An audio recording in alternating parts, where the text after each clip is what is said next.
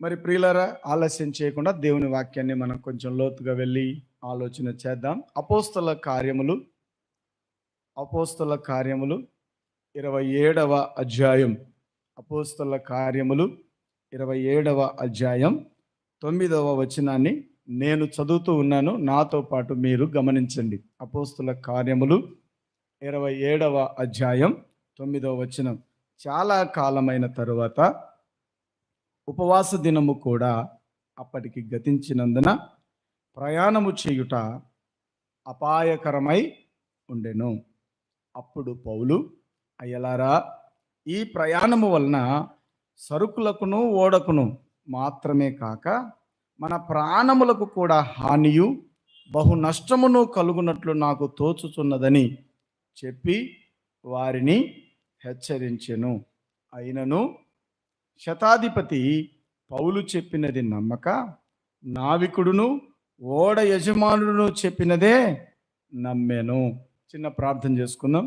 దయగల ప్రభువా, ప్రేమగల మా తండ్రి, చదవబడిన ఈ మాటను బట్టి స్తుతులు చెల్లిస్తూ ఉన్నాను నాయనా. ఇంతవరకు నాయనా మీ కృప మాకు తోడుగా ఉంచినందుకై స్తోత్రాలు.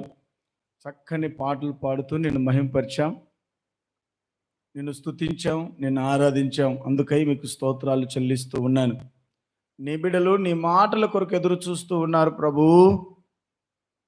నేను అల్పుణ్ణి నాయనా, అయోగ్యుడను ప్రభువా. వచ్చిన నీ ప్రజలు నీ మాటల కొరకు ఎదురు చూస్తూ ఉండగా వారితో మీరు మాట్లాడమని ప్రార్థిస్తున్నాను. మీరే మాట్లాడండి, నన్ను మరుగు చేయండి. నన్ను నేను ఏమాత్రం కనపరుచుకొనక మీ ఉద్దేశం కొరకు యాచించి అడుగుతూ ఉన్నాను. కనికరించి ఈ బిజినేముల గ్రామంలో మీ ఉద్దేశాన్ని, మీ చిత్తాన్ని నీ ప్రజల ఎడల మీ ఏర్పాటును బయలుపరచుమని యేసు ప్రభునామమున అడిగి వేడుకొనుచున్నాము తండ్రి, ఆమేన్.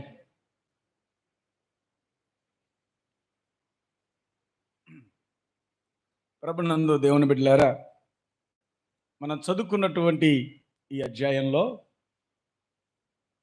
అపోస్తలుడైనటువంటి పౌలు ఈ సందర్భం, అది సముద్రంలో ఒక ప్రయాణాన్ని గురించి వ్రాయబడిన సంగతి. సముద్రంలో ఒక ప్రయాణంలో అనగా అది సముద్రంలో ఓడలో శతాధిపతి, ఖైదీలు, సైనికులు, ఇతర ప్రయాణికులు ఆ ఓడలో ఉన్నారు. ఓడ ప్రయాణించాలి. ఒక స్థానం నుంచి మరొక స్థానానికి వారు ఓడలో ప్రయాణమై వెళ్ళాలి.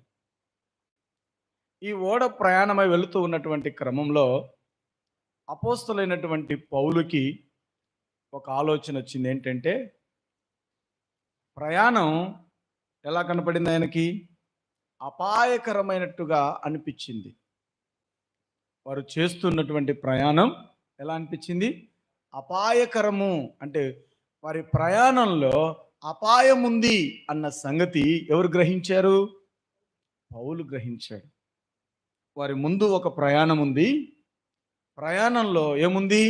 అపాయం ఉందన్న సంగతి పౌలు గ్రహించి ఆ శతాధిపతితో అన్నారు, అయ్యా, మన ప్రయాణంలో అపాయం ఉంది, మనం ప్రయాణం చేయడం మంచిది కాదు. ఇప్పుడే ఉపవాసం దినాలు గడిచాయి, ఇప్పుడు మనం ప్రయాణం చేయడం అంత మంచిది కాదు, కాబట్టి ఆగిపోదామన్నాడు. అప్పుడు శతాధిపతి అన్నాడు, ఎవరిని నమ్మాడు? పౌలు చెప్పినది నమ్మక,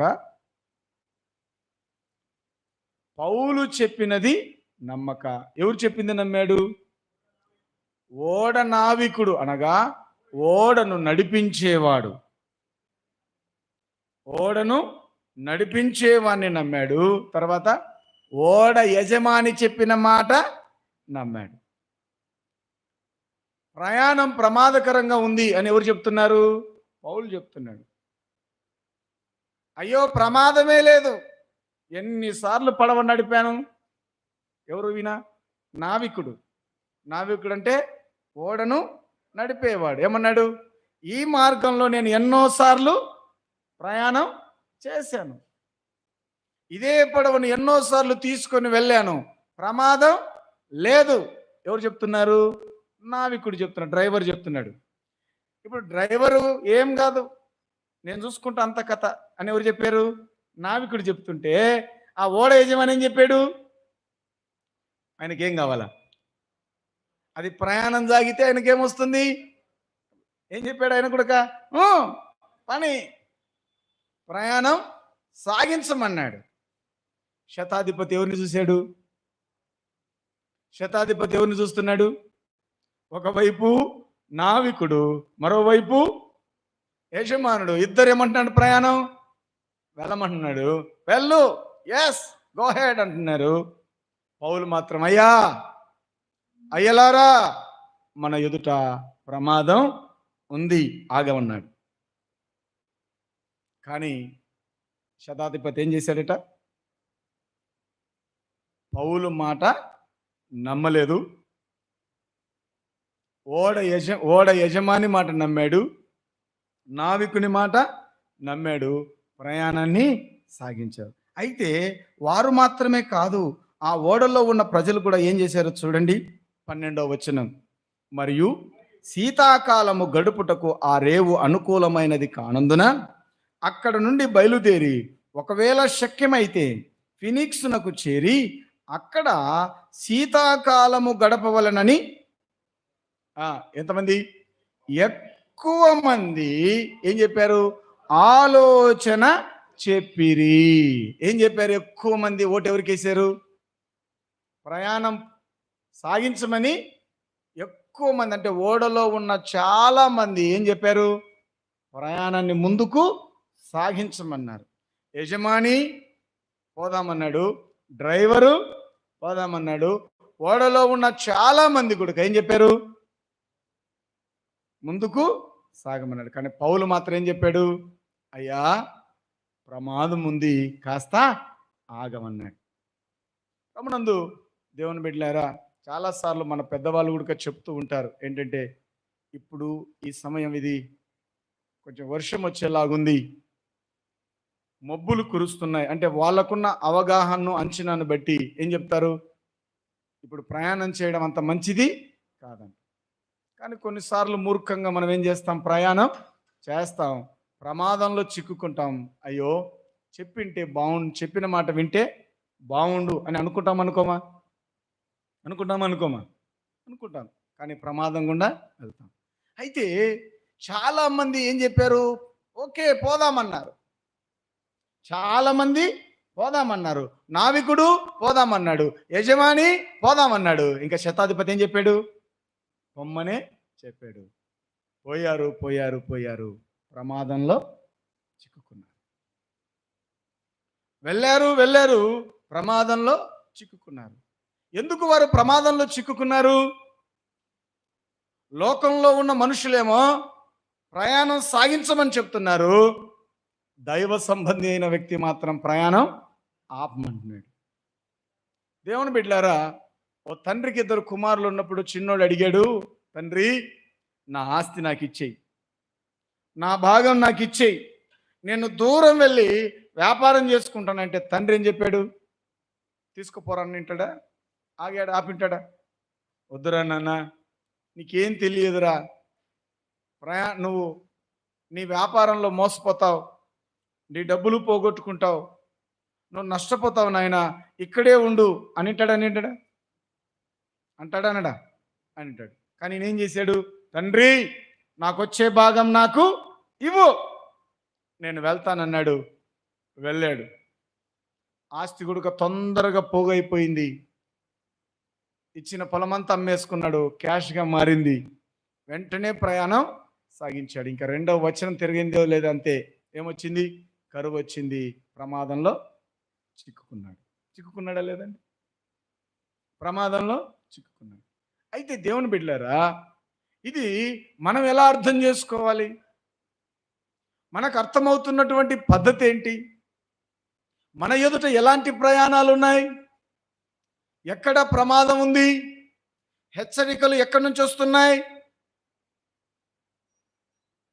ప్రభు నమ్ముకున్న విశ్వాసే కోడలు ఇంటి ఎదురుగానే అత్తగారు ఉన్నారు. ఈమెమో ప్రభుని నమ్ముకుంది. బోధ ఏం చెప్తుంది? అమ్మాయి, మా మామగారు లేరు, ఎవరు ఆదరించలేదు, నువ్వన్న కాస్త ముద్ద పెట్టమని ఎవరు చెప్తున్నారు? వాక్యం చెప్తుందా లేదా? చెప్తుందా లేదా? నువ్వన్న కాస్త ఒక ముద్దు పెడితే ఆ తల్లికి ఆరోగ్యంగా ఉంటుంది, ఇంకా కాస్త కొద్ది రోజులు బ్రతుకుతుంది, నీకు మంచి పేరు వస్తుందని చెప్తుంది లోపల. ప్రయాణంలో దేవుని మాట ఏం చెప్తుందంటే నువ్వన్న కొంచెం ఆదరించు అని చెప్తుంది. కానీ శరీరం ఏం చెప్తుంది? ఏయ్, తిట్టింది అప్పుడే మర్చిపోయావా? రాచి రంపాన పెట్టింది మర్చిపోయావా? కొడుకుతో కొట్టించింది మర్చిపోయావా? అప్పుడే మర్చిపోయావా అని ఏం చెప్తుంది? లోకం చెప్తుంది. ఇప్పుడు ఆ వ్యక్తి ఏం చేస్తుంది? ప్రయాణం ఎవరి మాట వింటుంది? ఆ శతాధిపతి పౌలు మాట విన్నాడా? నావికుడు అంటే నడిపించేవాడు యజమానుని మాట విన్నాడా? ఎవరి మాట విన్నారు? యజమానుని మాటే విన్నాడు. మనం ఎవరి మాట వింటున్నాం? మన ఎదుట కూడా ప్రయాణం ఉంది కదా. మంచి అనే ప్రయాణం ఉంది, చెడు అనే ప్రయాణం ఉంది. మనకు చెబుతున్నాడు దేవుడు, ఆగో, నువ్వు వెళ్ళి భోజనం పెట్టు అని చెప్తే మనం ఎవరి మాట వింటున్నాం? ఆగుతున్నామా? ఏం చేస్తున్నాం? ఇది సావాల్సిందే, ఆకలితో మాడాల్సిందే, బుద్ధి రావాల్సిందే అని ఏం చేస్తున్నాం? ప్రయాణాన్ని బలవంతంగా ముందుకు లాగేస్తున్నాం. రోజును ముందుకు తీసుకొని వెళ్తున్నావు, రోజును ముందుకు తీసుకొని వెళ్తున్నావు, సరే, ప్రమాదం ముందున్న సంగతి మర్చిపోయావే. నువ్వు ఒకరోజు అత్తవవుతావన్న సంగతి మర్చిపోయావే. నువ్వు ఒకరోజు తాతవవుతావన్న సంగతి మర్చిపోయావే. నీవు ఒకరోజు మామవవుతావన్న సంగతి మర్చిపోయావే. ఎందుకంటే మనం చూస్తున్నది ఏంటంటే మన ముందున్న ప్రయాణం మాత్రమే చూస్తున్నాం, ప్రస్తుత కాలాన్ని మాత్రమే చూస్తున్నాం. దైవ సంబంధమైన వాడు రేపు జరగబోయే సంగతిని కూడా వివేచిస్తాడు. అందుకే చాలా మంది కాళ్ళ దగ్గర ఉన్న చూపులే చూస్తూ ఉంటారు, దగ్గర చూపు చూసుకుంటుంటారు. దగ్గర చూపు ఎప్పటికీ ప్రమాదము సుమా. దగ్గర చూపు ఎప్పటికి ఎలా ఉంటుంది? ప్రమాదం. యోనా, యేసు దేవాది దేవుడు చెప్పాడు, యోనా, నువ్వు నీనీవే పట్టణానికి వెళ్ళు, ఆ ప్రజలకు నువ్వు సువార్త చెప్పు, వారు మారు మనసు తిరిగితే నేను వారిని కరుణించబోతున్నానంటే నీనీవే యొక్క ప్రజల యొక్క దుస్థితి ఎరిగినటువంటి యోనా వారికి సువార్త ప్రకటించడం తనకి ఇష్టం లేక ఎక్కడికి ప్రయాణమయ్యాడు? తర్షీసుకు ప్రయాణమయ్యాడు. తర్షీసుకు ప్రయాణమయ్యా దేవుని ఉద్దేశం ఎక్కడుంది? నినివేకి వెళ్ళాలి. యోనా ఎక్కడికి వెళ్ళాలనుకుంటున్నాడు? తర్షీసుకు వెళ్ళాడు. ఇప్పుడు డైరెక్షన్ మార్చాడు. డైరెక్షన్ మార్చినప్పుడు దేవుని ఉద్దేశం ఏమో నినివేకి వెళ్ళాలి, ఈయన ఉద్దేశం ఏమో తర్షీసుకు వెళ్ళాలి. టికెట్ కావాలి, దొరికిందా? దొరకలేదా? టికెట్ యోనాకి దొరికిందా? దొరకలేదా? దొరికింది. అప్పుడు అనుకుంటాడు, మనం దేవుని ఉద్దేశం కాకుంటే మనకేం దొరకదు? టికెట్ దొరికిందా? దొరకలేదా? దొరికిందా? దొరకలేదా? దొరికింది. టికెట్ దొరికింది. ఆయన అనుకున్నాడు, టికెట్ దొరికింది, ఇంకా నాకే ప్రమాదం లేదు. నాకేమి, మా ఆయనకు ఉద్యోగం ఉంది, నాకేమి, నాకు జీతం ఉంది, నాకేమి, మా పుట్టింటోళ్ళు ఉన్నారు. టికెట్ దొరుకుతుంది, అన్ని సమృద్ధిగా ఉంటాయి, వెంటనే కనబడవు అవి వెంటనే కనబడవు. సరే, టికెట్ దొరికింది, బెర్త్ దొరికిందా? ఎస్, బెర్త్ కూడా దొరికింది. ఏం బెర్త్ దొరికింది? పండుకొని నిద్రపోయే స్లీపింగ్ బెర్త్ దొరికిందా లేదా? ఎట్లా పోతున్నాడు మనోడు? కూర్చొని పోతున్నాడు, పడుకొని పోతున్నాడా? పడుకొని పోతున్నాడు. ప్రయాణం మొదలైందా? మొదలు కాలేదా? మొదలైంది. ప్రయాణం మొదలులో ఏమన్నా అభ్యంతరం ఉందా? లేదు. ప్రారంభంలో అభ్యంతరం లేదు, టికెట్లో అభ్యంతరం లేదు, ప్రయాణం సాగింది. ఇలానే జరిగింది అపోస్తల కార్యంలో కూడా చూడండి, 27వ అధ్యాయం 27వ అధ్యాయం 13వ వచనం. 27వ అధ్యాయం 13వ వచనం.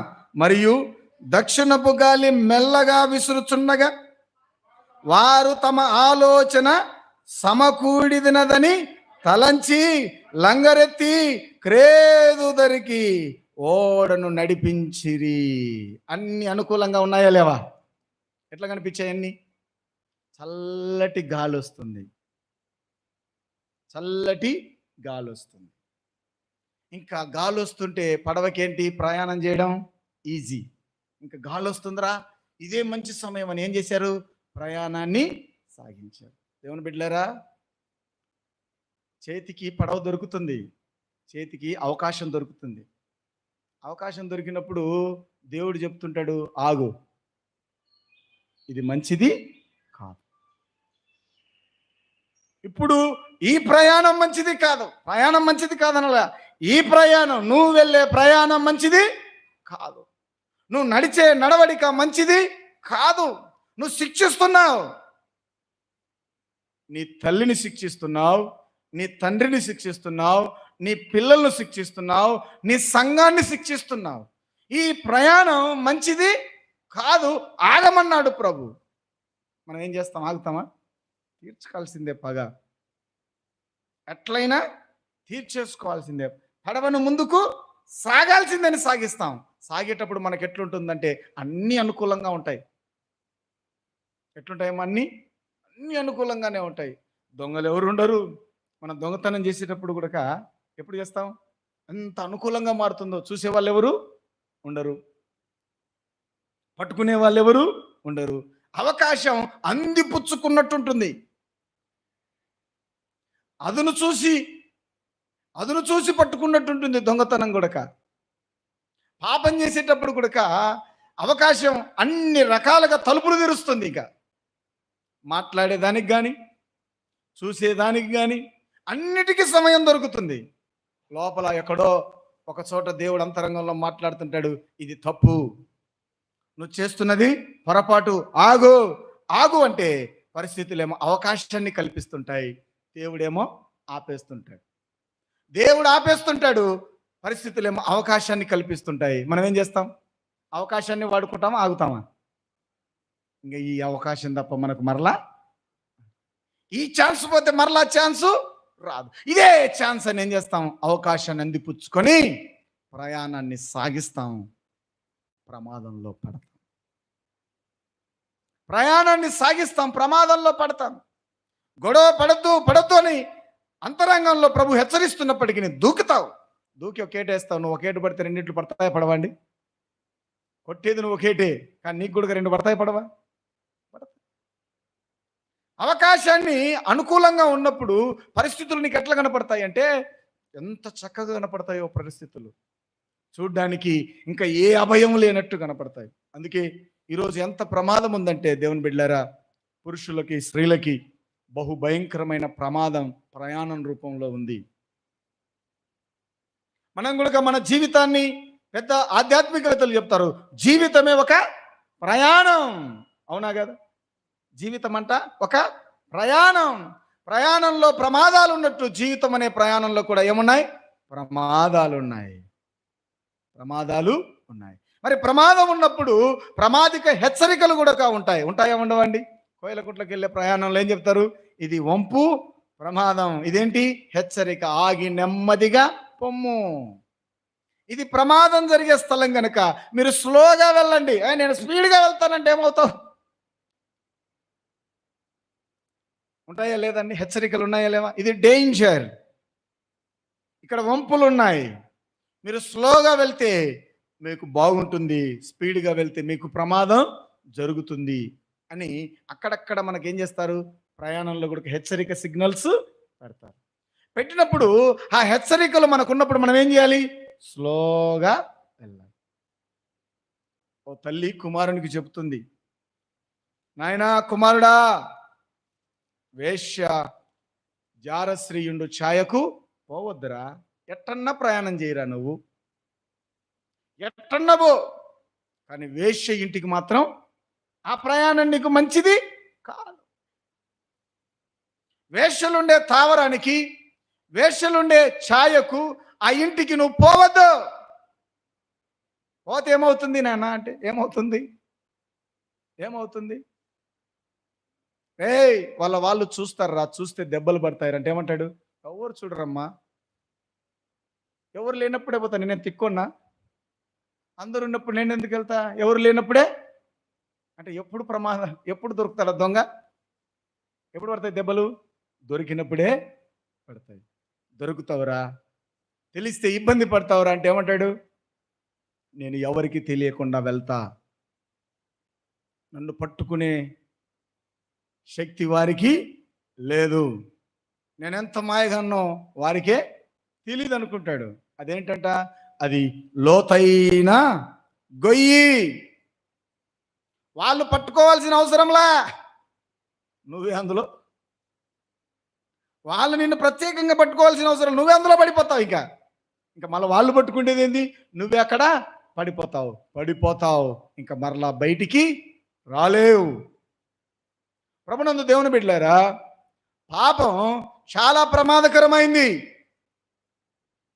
పాపం చూడడానికి తీయగా ఉంటుంది, చాలా అవకాశాలను కూడా మనిషికి కల్పిస్తుంది. అవకాశం ఉన్నప్పుడు సద్వినియోగం చేసుకుంటే దాని వెనకాల ఏముంది? ప్రమాదం కూడా ఉంది. ఎలాగనగా పాపము వలన వచ్చు జీతం మరణం. పాపం వలన వచ్చే జీతం ఎట్లాంటిది? మరణం. మరి మరణం ముందున్నప్పుడు మనం ఎలా వెళ్ళాలి? ఆగమా? ఆగద్దమ్మా? ఆగాలి. కానీ మనం ఎన్నిసార్లు అంటే కొన్నిసార్లు చూడండి, ఎంత కఠినం చేసుకుంటామో మన హృదయాన్ని, ఎంత కఠినంగా పగ తీర్చేసుకుంటామో. ఎవరి మీద? మీరు ఎవరి మీదనో కాదు, మన ఇంటోళ్ళ మీదనే మనం పగ తీర్చుకుంటాం. ఇష్టం లేని కూర వండి పగ తీర్చుకున్న రోజులు ఉన్నాయా లేవా? ఏమా, ఎట్ట పగ తీర్చుకుంటాం? ఇష్టం లేని కూర వండి పగ తీర్చేసుకుంటాం. అడిగినవి ఇవ్వకుండా మనం కూడా పగ తీర్చుకుంటాంలా. వాళ్ళు ఏం అడిగినా మనం ఏం చెప్తాలా? మా మాట వినలేదు కాబట్టి మేమేం అడిగినా ఏం చెప్తాం? నో. ఏం కొనాలన్నా ఏం చెప్తాం? నో. డబ్బులు లేవు, అప్పులు అయ్యాయి, ఇబ్బంది అంటే కొనియగలిగిన శక్తి ఉన్నప్పటికీ పగ తీర్చుకునే స్వభావాన్ని బట్టి మనం ఏం చెప్తాం? చెప్పినామా లేదా? ఎన్నిసార్లు చెప్పింటాం నీలయ్య గారు? చాలాసార్లు చెప్పినాం. అంటే ఏం చేస్తున్నాం? మనం మన ప్రయాణాన్ని కఠినంగానే ముందుకు తీసుకొని వెళ్ళాం. అలా కఠినంగా మనం ముందుకు తీసుకొని వెళ్ళినప్పుడు దాని వెనకాల అవతల ఏముంది? చెప్పండి, ఏముంది? ప్రమాదం ఉంది. ఆ ప్రమాదాన్ని మర్చిపోయి మనం అలానే కఠినంగా ప్రవర్తిస్తున్నాం. ఈరోజు క్రైస్తవ జీవితం కఠినమైన ప్రయాణంగా ఉంది. కఠినంగా ముందుకెళ్తున్నాం అంటే హృదయాలు ఏమైపోయాయంటే కఠినంగా మారే. ఎవరి మీద పగ తీర్చుకుంటున్నాం అంటే పిల్లల మీద. ఎవరి మీద పగ తీర్చుకుంటాం అంటే మన తోటి సహచరుని మీద, సహచరురాల మీద. ఎవరి మీద అంటే మన తల్లిదండ్రుల మీద, మన తోబుట్టువుల మీద, మన కుటుంబ సభ్యుల మీదనే. మనం ఏం చేస్తున్నాం? పగ. మనకిష్టం లేని పని చేస్తే ఇంకా మనలో మన మాట. ఎవరన్నా మీకు ఇష్టం లేని పని మీ భర్త చేశాడు అనుకోండి, మీకు ఇష్టం లేని పని మీ భార్య చేసింది అనుకోండి, మీకు మనసులో ఏమనిపిస్తుంది? మళ్ళా దెబ్బకు దెబ్బ తీస్తారా? తీరా? ఏం తెలీదా మీకుమా? తెలియకుండానే తీస్తామా తీయమా? మీరు తీయరా? మంచులేనా? ఒకసారి మీ ఆంతర్యానికి ప్రశ్న వేసుకోండి. మన అంతరంగానికి ఏం చేయాలి? ప్రశ్న వేసుకోండి. క్రైస్తవ జీవితం కఠినమైన ఈ ఆధ్యాత్మిక ప్రయాణాన్ని దేవుడు హెచ్చరిస్తున్నప్పటికీ, దేవుడు మనకు బోధిస్తున్నప్పటికీ మనం ఆ బోధను పక్కన పెట్టి ఏం చేస్తున్నాం? కఠినంగా ప్రయాణం చేస్తున్నాం. వద్దు అన్న పండును ఆదాము అవ్వలు తిన్నట్టుగానే మనం తింటున్నామా లేదండి? తినేస్తున్నాం. తిన్న తర్వాత ప్రమాదం ఉన్న సంగతి మనకు తెలుసో తెలియకో మొత్తానికైతే కఠినంగా ముందుకు సాగుతున్నాం. అయితే ప్రభువైన యేసు పరిశుద్ధాత్మ దేవుడు ఈరోజు మనలను ఒక హెచ్చరిక చేస్తున్నాడు. ఏంటంటే దేవుడు వద్దు అన్నప్పుడు నువ్వేం చేయాలి? ఆగాలి. అది మంచిది కాదు అని నీకు తెలిసినప్పుడు నువ్వేం చేయాలి? ఆగాలి. ఆగకపోతే ఏముంది? ప్రమాదాన్ని వెంట పెట్టుకొని వెళ్ళాల్సి ఉంటుంది. ప్రమాదం గుండా వెళ్తావు. దేవుని బిడ్డలారా, అపోస్తలుడైనటువంటి పౌలు హెబ్రీయులకు రాసిన పత్రిక 6వ అధ్యాయంలో గనక మనం కొన్ని సంగతులను ఆలోచన చేస్తే చూడండి, లేకుంటే 11వ అధ్యాయం 7వ వచనాన్ని చూడండి. విశ్వాసమును బట్టి నోవహు అది వరకు చూడని సంగతులను గూర్చి దేవుని చేత ఏం చేయబడ్డాయి? హెచ్చరిక. ఏమొచ్చింది చెప్పండి? ఏమొచ్చిందండి? హెచ్చరిక. ఏమనొచ్చింది? హెచ్చరింపబడి భయభక్తులు గలవాడై తన ఇంటి వారి రక్షణ కొరకు ఒక ఓడను సిద్ధము చేసెను. హెచ్చరిక వచ్చింది. ఏంటి హెచ్చరిక? చూడండి, ఆది కాండం ఏం హెచ్చరిక వచ్చిందో చూడండి. ఆది కాండం 6వ అధ్యాయం 13వ వచనం లేకుంటే 12వ వచనం. దేవుడు సమస్త శరీరుల మూలముగా భూమి బలాత్కారముతో నిండి ఉన్నది గనక నా సన్నిధిని వారి అంతము వచ్చి ఉన్నది.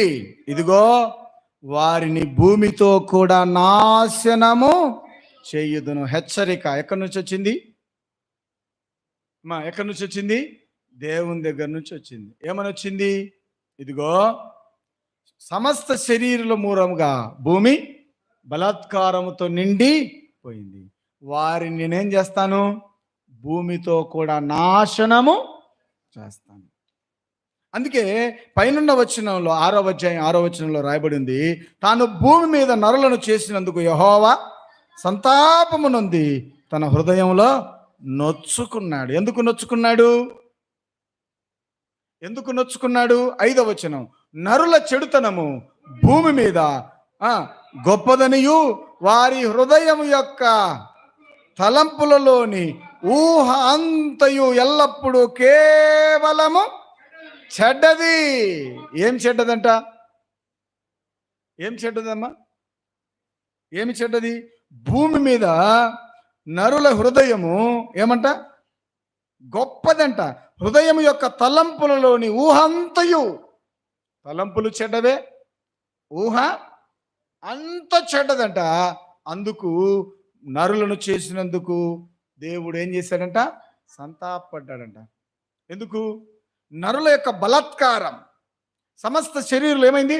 బలాత్కారం అంటే బలవంతంగా ముందుకు సాగుతున్నాయి ప్రయాణాలు, బలాత్కారాలు జరుగుతున్నాయి, ఇష్టం లేని పనులు చేస్తూ ఉన్నారు.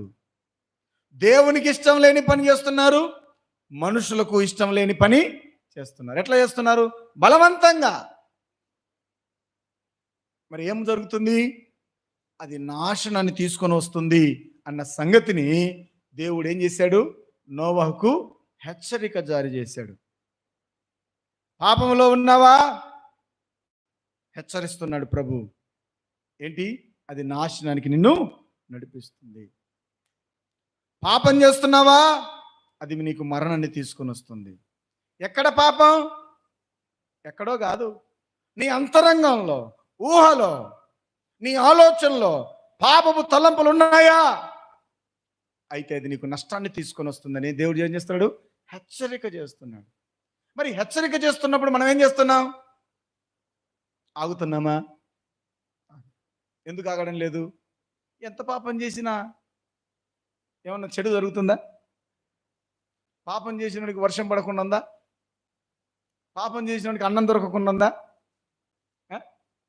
ఏమన్నా పాపం చేస్తే అన్నం దొరకకుండా పోవడం కానీ, ఎవడన్నా పలకకుండా పోవడం కానీ ఉందా? ఏం లేదు.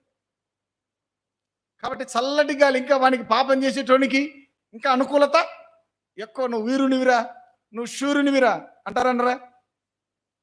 పాపం చేస్తే అనుకూలత కానీ ప్రతికూలత కానీ వెంటనే శిక్ష రావడం లేదు. కాబట్టి మనిషికి శిక్ష నొందకపోవడం వలన మనిషికి ఏమైంది? భయం తిరిగి, భయం బొత్తిగా నశించి ఇంకా పాపములోనే మనిషి ఏం చేస్తున్నాడు? జోగుతున్నాడు. పాపం చేస్తున్నప్పుడు శిక్ష వచ్చిందా? మనిషి ఆలోచనలో ప్రభు చెప్తున్నాడు, ఊహ చెడ్డది, నీ ఆలోచనలు చెడ్డవి, కాబట్టి నేను నిన్ను నాశనం చేస్తానని ప్రభు వాక్యం చెప్తుంటే, మనం ఎన్నిసార్లు చెడ్డ ఆలోచనలు చేశామో, ఎన్నిసార్లు చెడ్డ మాటలు పలికామో, తెల్లారేసరికి నాశనం అయిపోయామా? నాశనం కావడం లేదు. నాశనం కానప్పుడు మనం ఏం ఆలోచన వస్తుంది? మనకి దేవుడి మీద భయం వస్తుందా? ప్రయాణాన్ని ప్రభు చెప్పాడు, ఆగు అన్నాడు.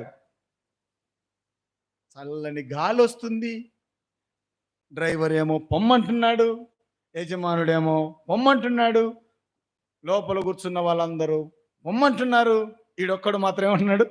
వద్దంటున్నాడు.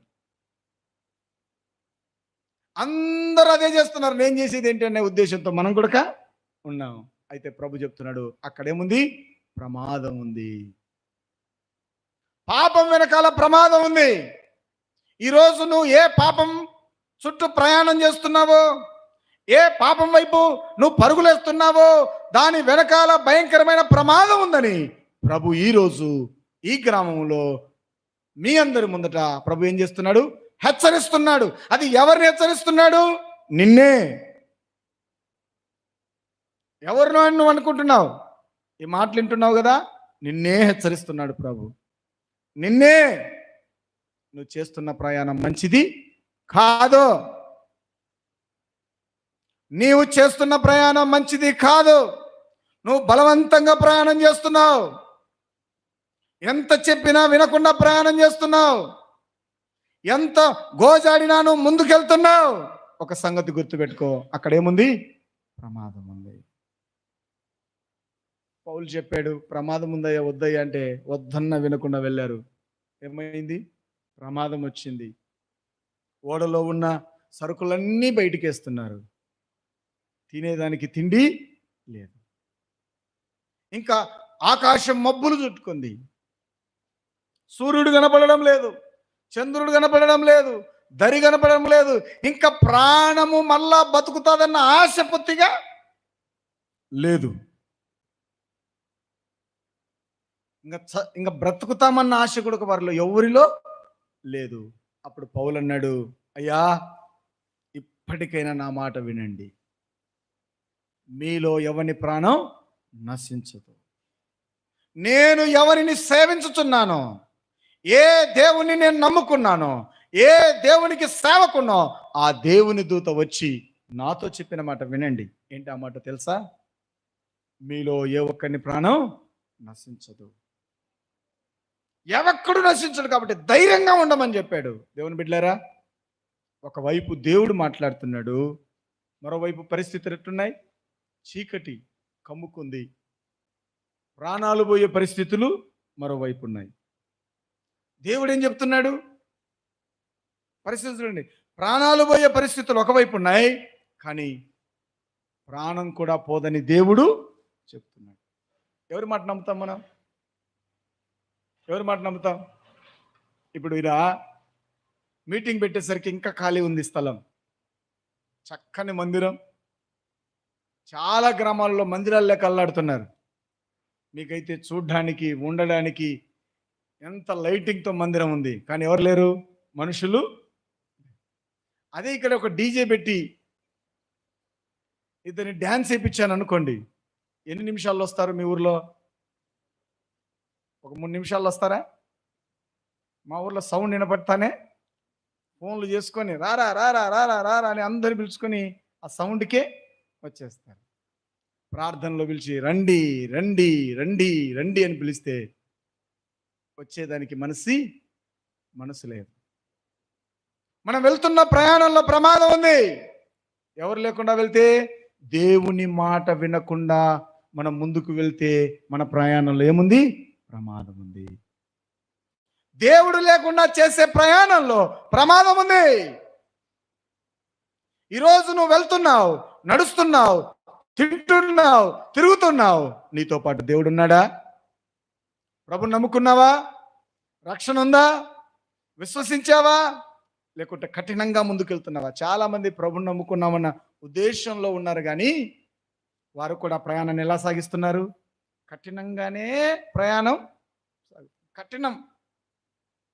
వద్దయ్యా ప్రయాణం అంటే అదే ప్రయాణమే చేస్తాం. తిట్టొద్దమ్మా తిట్టొద్దమ్మా అంటే ఏం చేస్తాం? తిడతామా తిట్టమా? ప్రభు ఏం చెప్పాడు? తిట్టొద్దన్నాడు. మనం ఏం చేస్తాం? తిడతాం. ఇంకా పౌలు చెప్పాడు, శతాధిపతి చేసిన పనే కదా మనం కూడా చేస్తున్నది. మనకు ఈ ప్రయాణం వద్దు, మనకు ఈ మాటలు వద్దు అని వాక్యం చెబుతుందా లేదా? సరసోక్తులైనను బూతు మాటలైనను నీ నోటికి రానియవద్దు. వద్దు, ఆ మాటలు వద్దు, ఆ ప్రయాణం మనకు వద్దు. మనం ఏం చేస్తాం? అదే ప్రయాణం చేస్తాం. ఏమవుతుంది చేస్తే అంటాం? ఏమీ కాదు, దాని వెనకాల ఏముంది? భయంకరమైన ప్రమాదం ఉంది. ఈరోజు ప్రభునందు దేవుని బిడ్డలారా, మనం ఎంత ఈజీగా అలవోకగా మాట్లాడేస్తామంటే, మనం మాట్లాడిన తర్వాత మన నాలుకేమి కాలిపోదు, మనం మాట్లాడిన తర్వాత అద్భుతాలేమి జరగవు. కాబట్టి మరలా అదే ప్రయత్నం చేస్తాం. వాళ్ళకు కూడా ప్రయాణం సాగించినప్పుడు ఎట్లుంది? ముందు చల్లటి గాలే ఎట్లుంది? చల్లటి గాలే వీచింది, అన్నీ అనుకూలంగా మారాయి. చెప్పేటోళ్ళకి బాధిట్టినావక్క, నువ్వు భలే తిడితివి అంటారు. అనరా? భలే తిట్టినావు, నువ్వు ఉండాల్సిందనివే, నీ వయసు సరిపోయింది, అట్ట తిట్టాలా? అట్ట తిట్టాల్సింది. మళ్ళా ఏమనుకున్నావు? భలే తిట్టిన అంటారనరా. అంటే ఎట్లుంది గాలి? పాపం చేసేవాడికి గాలి అనుకూలంగా ఉంటుందా ప్రతికూలంగా ఉంటుందమ్మా? అనుకూలంగా ఉంటుంది గాలి. మనుషులు కూడా అనుకూలంగా ఉంటారు. ఇంకా కాపు కాస్తారు. నువ్వు తప్పు చేస్తుంటే నేను ఉంటా, లెక్క ఇక్కడ ఫోన్ చేస్తలే, నువ్వు లోపలికి పో, నేను ఉంటా అంటారు. అనరానా? హెల్ప్ చేస్తారా సరే? గాలి అనుకూలం. ఎవరన్నా వస్తే నేనుండా, నేను చెప్తా, నువ్వు భయపడకపో, నువ్వు చేసేసావు, నువ్వు వెళ్ళరాపో, పాపం చేసి రాపో, నేనుండా. మీ ఆయన వస్తే నేను చెప్తా పో, మా ఇంటికి పిలుచుకున్నానని చెప్తా పో, సంతకు పో, ప్రార్థనకు పోతున్నామని చెప్తా పో అంటున్నారు లేదా? గాలి ఎట్లుంటుంది? పాపం చేసేవాడికి గాలి ఎట్లుంటుంది? అనుకూలంగా ఉంటుంది. అందరూ అనుకూలంగా వస్తారు. ఆ తర్వాత ఏముంది? ప్రమాదం. ఈ సంగతి మర్చిపోయావు కదమ్మా, ఈ సంగతి మర్చిపోతున్నాం కదన్నా. పాపం వల్ల వచ్చే జీతం మరణం అన్న సంగతి మర్చిపోతున్నావే. దేవుడు హెచ్చరిస్తుండగా, దేవుడు ఎన్నిసార్లు నీతో మాట్లాడుతుంటే నువ్వు తుడుచుకుని వెళ్తున్నావు కదా. అదెంత నీకు ప్రమాదమో నీకు అర్థమవుతుందా? ఈ రాత్రి నిన్ను హెచ్చరిస్తున్నాడు ప్రభు, ఎవరినో కాదు, నిన్నే. ఈ మాటలు వింటున్న నిన్నే ప్రభు హెచ్చరిస్తున్నాడు. కఠినమైన మార్గంలో నడుస్తున్నావు, వద్దన్న మార్గంలో నడుస్తున్నావు, చేయొద్దన్న మార్గంలో కఠినంగా వెళ్తున్నావు. ఎందుకంటే అందరూ నీకు ఎట్లున్నారు? సహకారం చేస్తున్నారు. ఒక్కడు దొంగతనం చేయగలడా? ఒక్కడు దొంగతనం చేయగలడా? ఎంతమంది సాయం చేయాలా? ఈ మధ్య కాలంలో దొంగతనం చేయాలంటే వాళ్ళ ఇంట్లో పరిస్థితులు తెలియకుండా వాడిని దొంగతనం చేయడానికి వీలవుతుందా? వాళ్ళ ఇంట్లో ఎప్పుడు డబ్బు ఉన్నది, ఎవరున్నది, ఎవరో ఇన్ఫర్మేషన్ ఇవ్వకుండా ఆ దొంగతనం చేసే అవకాశమే లేదు. ఎంతమంది సహకారం చేస్తే ఒక్కడు దొంగతనం చేయగలడు? ఒక ఇద్దరు వ్యక్తులు తప్పు చేయాలి అంటే ఎంతమంది సహకారం చేయాలి? ఇద్దరు వ్యక్తులు పాపం చేయాలంటే ఎంతమంది సహకారం చేయాలి? ఎంతమంది హెల్ప్ తీసుకుంటున్నావు? వాళ్ళందరూ నీకు సానుకూలంగా సహాయం చేస్తున్నారా లేదా? గాలి వీస్తుంది దేనికి? వ్యతిరేకమైన మార్గంలో చల్లని గాలి వీస్తుంది. నువ్వు అనుకుంటున్నావు ఇదే దేవుడి చిత్తం అనుకుంటున్నావు నువ్వు.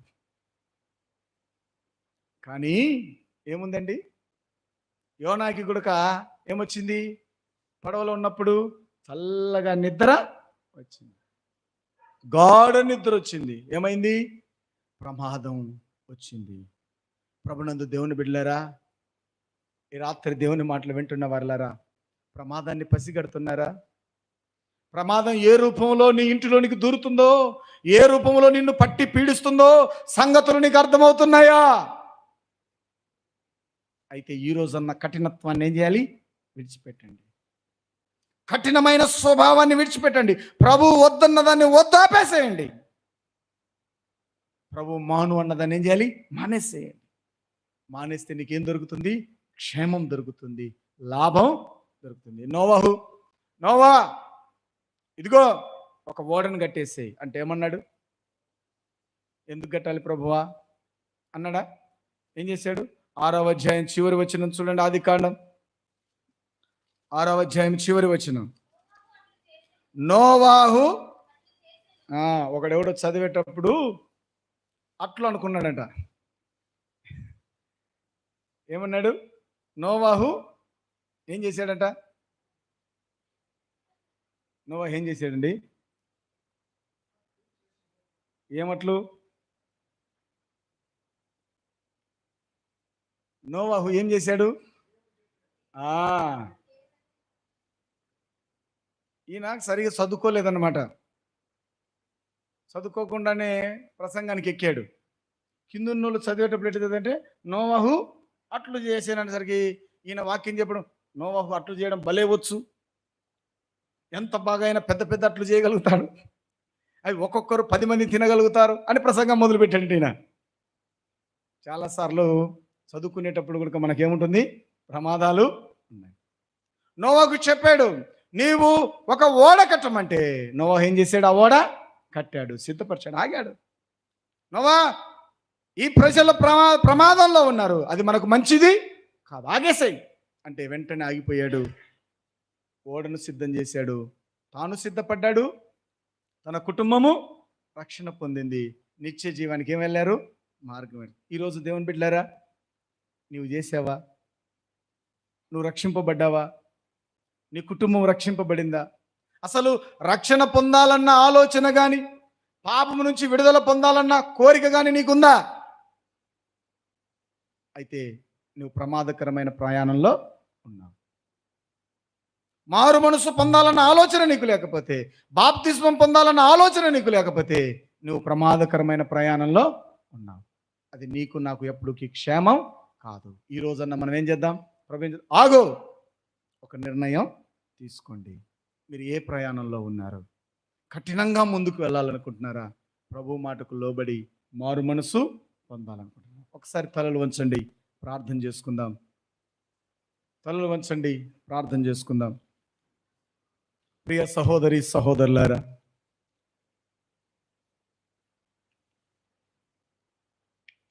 ప్రియ సహోదరి సహోదరులారా, దేవుని మాటలు మనం విన్నాం కదా. మన ప్రయాణం ఎలా ఉంది? కఠినంగా ముందుకెళ్తున్నామా? దేవుడు వద్దన్న పని కఠినంగా చేస్తూ ముందుకు సాగుతున్నావా? లేకుంటే ఆగి ఒక్క క్షణం ఆలోచిస్తున్నావా? ఒకసారి ఆలోచించండి. దేవునికి వ్యతిరేకంగా వెళ్ళినప్పుడు భవనాలు చల్లగా విసురుతాయి, అనుకూలంగానే ఉంటాయి, కానీ ఒక దినాన అవి నీకు ప్రమాదాన్ని తీసుకొని వస్తాయి అన్న సంగతి మర్చిపోయావా? అయితే ప్రభు నీకు ఇప్పుడు జ్ఞాపకం చేస్తూ ఉన్నాడు. నీ ప్రయాణంలో నువ్వు మారు మనసు పొందావా? ఈ జీవిత ప్రయాణంలో నీ పాపాన్ని ఒప్పుకొని ప్రభు దగ్గర సమాధాన పడ్డావా? సమాధానం లేకుండానే పాపం చేస్తూ ప్రయాణాన్ని ముందుకు సాగిస్తూ, పాపంతో చేసే ప్రయాణం ప్రమాదం. దాని వెనకాల ప్రమాదం ఉంది. ప్రభు హెచ్చరిస్తున్నాడు, అది ప్రమాదకరమైన ప్రయాణం, గుంటలుండే ప్రయాణం, నష్టం చేసే ప్రయాణం. ఆ ప్రయాణం ఆపేస్తావా? ఒకసారి మనల్ని మనం పరిశీలించుకొని, ప్రభువా నేను కూడా మొండిగా వెళ్తున్నాను ప్రభువా, ప్రభు నమ్ముకున్నాను కానీ నాలో మొండితనం విడిచిపెట్టలేదు ప్రభువా, ఇంకా నా భర్తను నా భార్యను బాధ పెడుతూనే బ్రతుకుతున్నాను ప్రభువా, ఇంకా నేను మనోవేదన కలుగజేస్తూనే ఉన్నాను ప్రభు. కఠినంగా వెళ్తున్నాను ప్రభు, నన్ను క్షమించు నాయనా. పిల్లల పట్ల, తల్లిదండ్రుల పట్ల, నా తోబుట్టువుల పట్ల కఠినమైన ప్రయాణం చేస్తున్నానయ్యా. నువ్వు వద్దంటున్నా నేను ముందుకెళ్తున్నాను ప్రభు, నన్ను క్షమించు నాయనా. ఇక మీదట అలాంటి ప్రయాణం నేను చేయను ప్రభువా. నీకు ఇష్టం లేని ప్రయాణం నేను చేయనయ్యా అని ఒక తీర్మానం తీసుకొని వెళ్దాం ఈ రాత్రి. ప్రియ సహోదరి సహోదరుడా, ఒక్క తీర్మానం తీసుకుని వెళ్తే ఎంత బాగుంటుంది రాత్రి. ఒక్క తీర్మానం తీసుకొని ప్రభువును సంతోషపెట్టి వెళ్తే ఎంత బాగుంటుంది. ప్రభువా, కఠినమైన ప్రయాణం చేయనయ్యా, కఠినమైన మాటలు మాట్లాడినయ్యా, నొప్పించే మాటలు మాట్లాడినయ్యా, బాధ పెట్టే మాటలు మాట్లాడినయ్యా. ఈ నా ప్రయాణంలో నీకు మహిమ తెచ్చే విధంగా ముందుకు సాగుతానయ్యా. ఈ నా ప్రయాణం నీకు మహిమకరంగా ఉంటుందయ్యా. నాకు సహాయం చేయి ప్రభువా, సహాయం చేయి ప్రభువా, సహాయం చేయి ప్రభు. నాతో మాట్లాడావు నాయనా, నీకు స్తోత్రాలు. నాతోనే మాట్లాడావు ప్రభువా, నీకు స్తోత్రాలయ్యా అని స్తుతులు చెల్లిద్దాం. నాతోనే మాట్లాడావు. నా ఎదుట ఉన్న ప్రయాణం, నాకు జ్ఞాపకం చేస్తున్న ప్రయాణం అది ప్రమాదమని నాకు జ్ఞాపకం చేసినందుకు స్తోత్రం చెల్లిస్తాను. ఇక మీదట ఆగి నిదానించి ముందుకు సాగటానికి చూపించాను. ఈ రాత్రి ఎవరైనా మారు మనసు పొందని వారు, బాప్తిజం పొందని వారు ఉంటే, నేను బాప్తిజం పొందుతాను, నేను ప్రభు కొరకు జీవిస్తానన్న వారు ఎవరైనా ఉంటే నీ చెయ్యొద్దు చూపించగలరా? నీ కొరకు నేను ప్రార్థన చేయబోతున్నాను. నేను ప్రమాదకరమైన ప్రయాణంలో ఉన్నాను, అది నాకు మంచిది కాదు. నేను మంచి మార్గంలో ప్రయాణం చేస్తాను, ప్రభు కొరకు నిలబడతానన్న వారు ఎవరైనా ఉంటే నీ చెయ్యొద్దని మీ కొరకు ప్రార్థన చేస్తాను. దయగల ప్రభు, ఆ ప్రేమగల మా తండ్రి, విన్న వాక్యాన్ని నిమిల హృదయాల్లో నీరు కట్టి ఫలింపు చేయండి. ప్రయాణం ప్రమాదకరమైందని గ్రహించాం. నీవు లేని ప్రయాణం ప్రమాదకరమైంది ప్రభువా. రక్షణ లేని ప్రయాణం ప్రమాదకరమైంది. నీ మాట వినకుండా వెళ్ళే ప్రయాణం ప్రమాదకరమైందని గ్రహించాం నాయన. ఇక నుంచి నీ ఇష్టానుసారంగా మేము నడుచుకోవడానికి, నీ మాట చొప్పున నడవడానికి సహాయం చేసి నడిపించమని. కఠినంగా ఉన్న మా హృదయాల్లో పరిశుద్ధాత్మదేవా, మా హృదయాలను మెత్తపరచు నాయన. రాతి గుండెలను మాంసపు గుండెలుగా మార్చయ్యా. కఠినంగా ముందుకు వెళ్ళకుండా ఆగి ముందుకు సాగి విన్న వాక్యాన్ని హృదయాలు ఫలించే ఈ కుడికి మా అందరికి దీవెనకరంగా నడుచుకుంది. యేసు నామమున అడుగుచున్నాము తండ్రి, ఆమేన్. అందరికీ వందనాలు.